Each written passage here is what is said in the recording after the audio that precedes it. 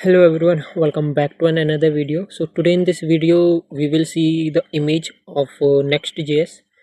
So basically image is provided by Next.js. What we will do, we will see how we can implement and why we should use Next.js image component. Okay, so what I will do just right now, I will use this import next image from Next.js, and I will say I will copy this by default. Okay, I will copy this and I will come to my project, and if I show you right now in my server, I have just testing. Okay, I don't have anything else.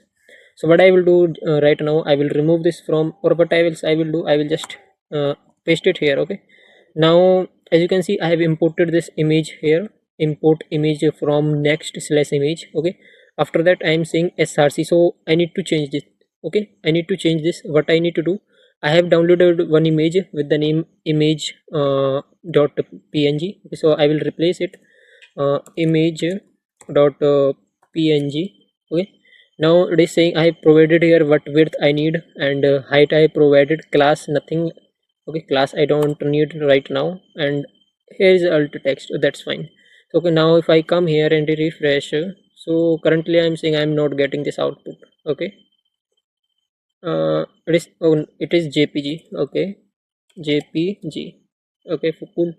Now you can see that I have got this image. Okay, now what I need, I need to do my height less. Okay, like if I want to say 3, so it has changed my height of my image. Okay, if I if I want it to be 400, then I can change it to 400. Now it's not only changing the ratio, it's changing its size also.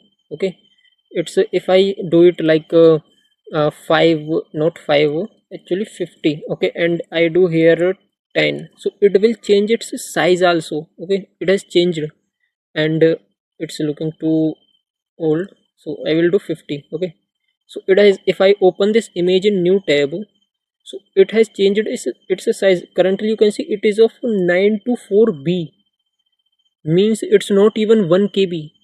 Means so this is a reason why you should use your basically we can say Next.js image tag. Okay, so that's all guys. In next video we will see something new, and hope you enjoy. Thank you.